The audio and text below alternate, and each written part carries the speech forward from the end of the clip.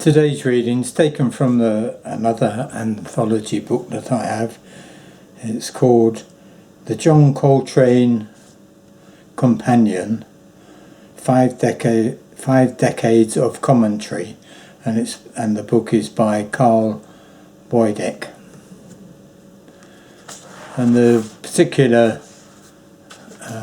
thing that he's included in here is from the Jazz Review from January 1959, a review by August Blume. There's a short paragraph telling you about the interview, and then it goes straight into it. The first part is more like Blume interviewing himself, because he does most of the talking, but then it gets on to Coltrane talking, and the most interesting part is when he talks about his time with Thelonious Monk. In June 1958, August Blume heard the Miles Davis Quintet featuring John Coltrane at a nightclub in Washington, D.C. Blume struck up a conversation with Coltrane and found the saxophonist to be a warm and open person. Blume invited the saxophonist to a Sunday dinner with Blume and his wife at their home in Baltimore. On Sunday, June the 15th, 1958, Blume picked up Coltrane for dinner, and after their meal, Blume interviewed Coltrane with a tape recorder, taking down their conversation. Coltrane had picked up some books on philosophy or religion that Blume had around. Blume had read the Bible, the Torah, and the Upanishads, and recalled that Coltrane's shared interest in such topics helped establish a rapport for the interview. So it starts off with August Blume. Have you ever read anything about philosophy? John Coltrane. Well, August Blume. What have you read? I'll tell you what I've read. You know those books that they put out? Let's see, books. This Made Simple, That Made Simple. Oh yeah, Well, they got one called Philosophy Made Simple. Well, I read that. Well, that's the only thing that I actually read all the way through. And I bought a few books, little things. Something I picked up called Language, Truth and Logic. Well, like stuff like I had just picked up. Some I get into, man, and I don't get any further than the first few pages. You know, when I start looking around, trying to find things. Parts of Blume's interview were edited and arranged for publication in Jazz Review. This new transcription from the interview, taped, includes just the topics that Blume published in 1958. Ellipsis, 3 dots, mark where Blume skipped portions of the tape. At the author's request, a few of his sentences have been streamlined for easier reading. Coltrane's words, however, have been transcribed as accurately as possible, with unintelligible portions so identified. August Blume. What do you think of Johnny Hodges and Lester Young today? I like them just as well as I did. As you used to? Yeah, just as well as I did 15 years ago. Well, Rabbit, Hodges, certainly is. He has to be in the front rank of any group of musicians you name because, sure, he's always played so prettily, man. He's always a beautiful player. I know Bird, Charlie Parker. I remember reading an interview with Bird in a magazine one time. That's John Coltrane, just sort of making noises while August Blume talks. Anyway, August Blume. And Bird was very, very enthusiastic about Hodges' playing, said that Hodges was one of his major influences. Yeah, he's great. Very much soul man. A lot of soul. A lot of people say Lester doesn't play as well today as he used to. I don't know. To me, he's always played great. I think so too. Another gap. Well, who had you worked with before you worked with Miles and Red and Paul and Philly Joan? Who had you been with before that? Coltrane. Well, you want the whole string of it? If you feel like it. Man, let's see. I know one thing for sure and certain. You work with an awful lot of people. Yeah, I did. And it spread out over a pretty good span of time. Yeah, well, August Blume. Well, take for example, like you said 14 years ago, 44 was when you first started playing. Coltrane must have meant playing in public. He had actually started playing saxophone in 1939. Coltrane. Yeah. When did you have your first professional gig with anybody? Well, I usually call my first professional job as a band was a band from Indianapolis led by Joe Webb. This was in 47. Big Maybell was in this band, you know. Big Mabel, the blues singer. This was, I don't know. What the heck, we were a rhythm and blues or everything. I don't know about that band. Anyway, that band. And then King Colacs. Have you heard of Colacs, right? Trumpet and Eddie Vinson. Dizzy, Earl Bostic, Gay Cross. Who? Gay Cross. I'm not familiar with him. He was from Cleveland. He had a little band. He used to be with Louis Jordan at one time, his band. He had a little band that was patterned from Louis' band. He sang and played something like Louis. And Daisy May and the Hepcats. There's another group I don't know. Johnny Hodges. You did work with Hodges? Yeah. When was this?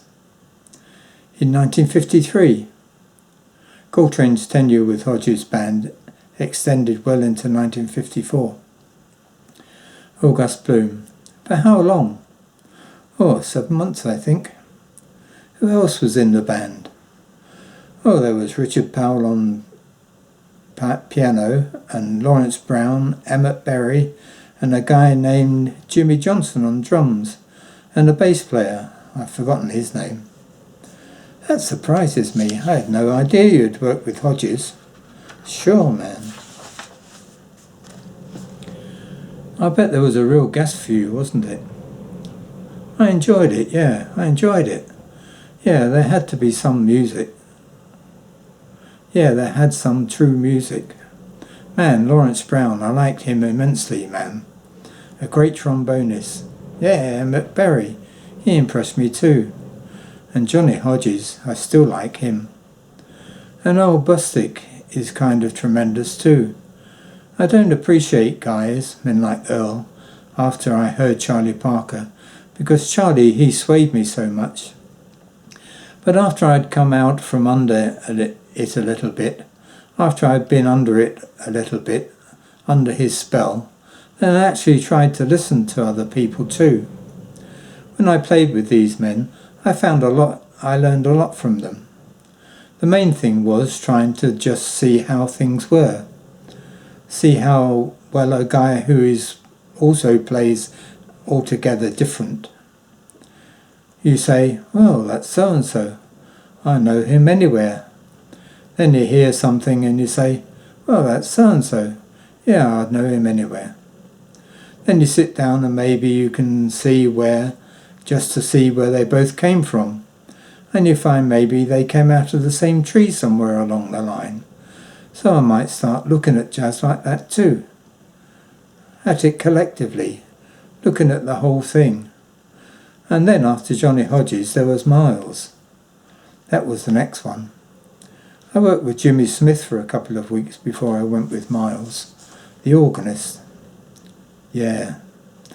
Wow, I'd wake up in the middle of the night, man, hearing that organ. Gives you nightmares? Yeah, man, chords screaming at me. You didn't work with Bud Powell? I played with Bud. I never worked with him. I played one gig with him back in 1949. Miles would get up these dance jobs in the Audubon in New York, uptown, way up on Broadway. And I think on one of these jobs he had Sonny Rollins and Bud and Art Blakey, and I forgot the bass man and myself. On this dance job, there was the only time I worked with Bud. He was playing too. And there's a gap. When you first started with The Loneliest Monk, before you actually went to work down at the Five Spot, did Monk used to hold rehearsals so that you could learn all his tunes? Yes. How do these things go? I'm kind of curious as how he more or less made you familiar with the tunes. Coltrane. Well, I'd go by his house by his apartment, and get him out of bed maybe, or he'd wake up and roll over to the piano and start playing. He'd play anything. It might be just one of his tunes. He'd start playing it and he'd look at me, I guess, and so when he looked at me, I'd get my horn and start trying to find out what he was playing. And he'd tend to play it over and over and over and over, and I'd get this part, and then the next time I'd go over it, I'd get another part, and he would stop and show me some parts that were pretty difficult. And if I had a lot of trouble, he'd get his portfolio out, show me the music. He's got music, he's got all of it written down, and I'd read it and I'd learn it. He would rather a guy learn without reading, because that way you feel it better. You feel it quicker. When you memorize it, when you learn it by heart, by ear, and so he'd when I almost had the tune down, then he would leave me with it. He'd leave me to practice it alone, and he would go out somewhere. Maybe he'd go out to a store, or go back to bed or something, and I'd just stay there and run over the tune. When I had it pretty well, then I'd call him, and we'd play it down together, and sometimes we'd just get one tune a day.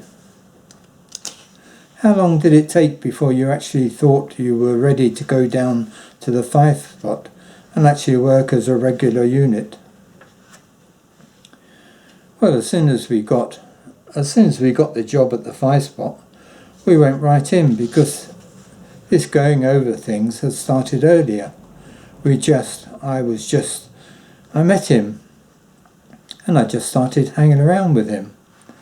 I started going down to his house, because I liked the music. And he'd already recorded one song, Monk's Mood. And we had already recorded one song, Monk's Mood. August Blume. How did you used to feel when you were working down at the Five Spot? I know I had seen a couple of times down there, and in the middle of a tune, Monk would get up from his piano and walk around to the side of it and do his little dance.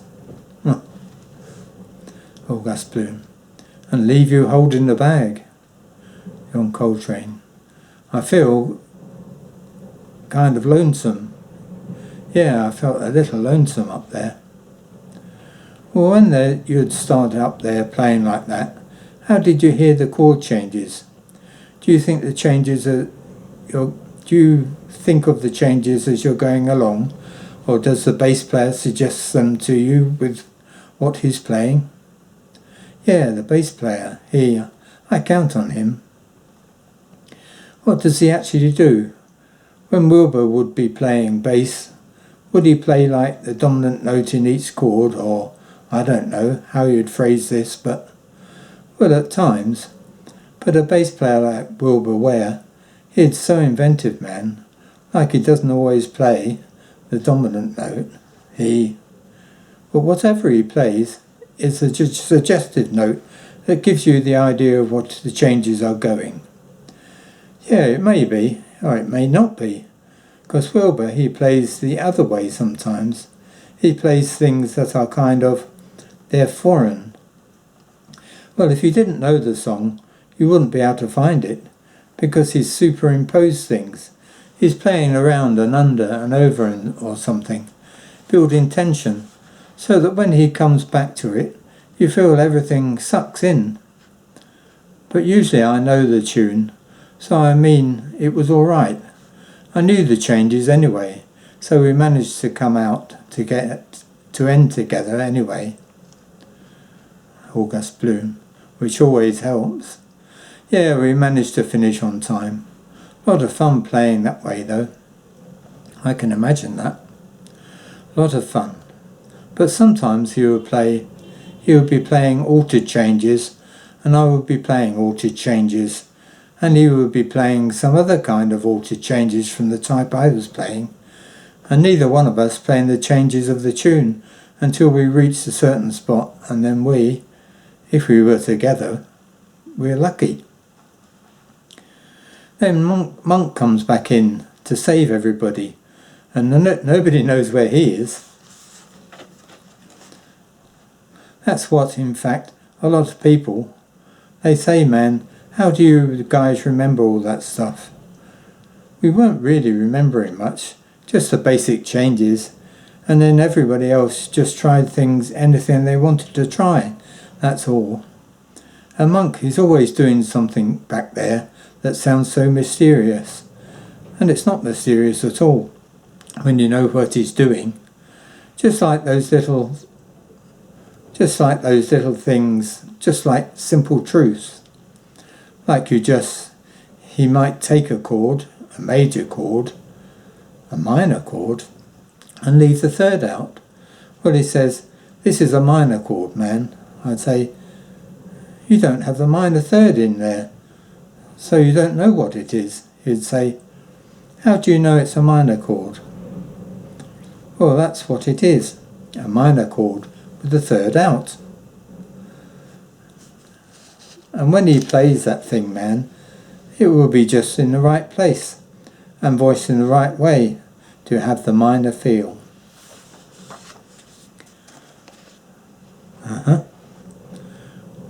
But still, it's not a minor, because the third is not there. Little things like that. Did he pull that on you, actually working on the job, or has he done this previously with you, where he'd gotten up and left the piano and left you, so to speak, holding the bag?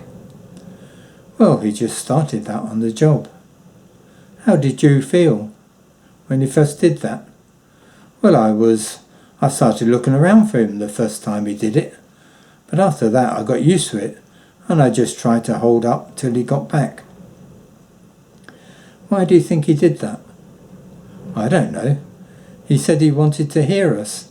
He said he wanted to hear the band. When he did that, he was in the audience himself, man. He was listening to the band, and then he'd come back. He got something out of that thing. I used to get the biggest kick out of the way he'd do his little shuffle dance on the side. Coltrane. Yeah, I wanted to see that myself. I couldn't see it. August Blume. Did it ever occur to you to pull your horn away from your mouth and walk over and stand by him, and then Wilbur and Shadow Wilson to do it? Yeah, I should have done that, man. I wanted to see it myself, it was so interesting. Everybody was talking about it, and everybody once in a while, I'd open up one eye and peep at it. He was really enjoying it. He was just getting a big kick then. Well, I'm sure that he must have really enjoyed your playing. I know because, well, he said he did. Anyway, I don't know. I spoke to him once or twice. Is it Blume again? I know, and each time he'd say of Coltrane, yeah, he's the man. John Coltrane. Long pause. Yeah, I learned a lot from him. Learned little things. Learned to watch the little things. He's just a good musician, man. It's like you watch as you work with a guy who watches the finer points of things. It kind of helps you a little bit. You try to watch the finer points sometimes, and the little things mean so much in music. Like everything else. Like the way you build a house, starting with building the little things. You get the little things together, and then the whole structure will stand up, you see? Goof the little things, and you don't have... Well, is it the same kind of playing experience, playing, say, with Miles, now as you say it was with Coltrane? It's altogether a different thing. I don't know what it is, but it's just another great experience. But of slightly different nature. Yeah, slightly different. I can't quite explain the difference either. That's the end of the interview. There's another bit in this book where he describes Coltrane playing with Miles Davis, and that's quite interesting. I'll read that later. Thank you.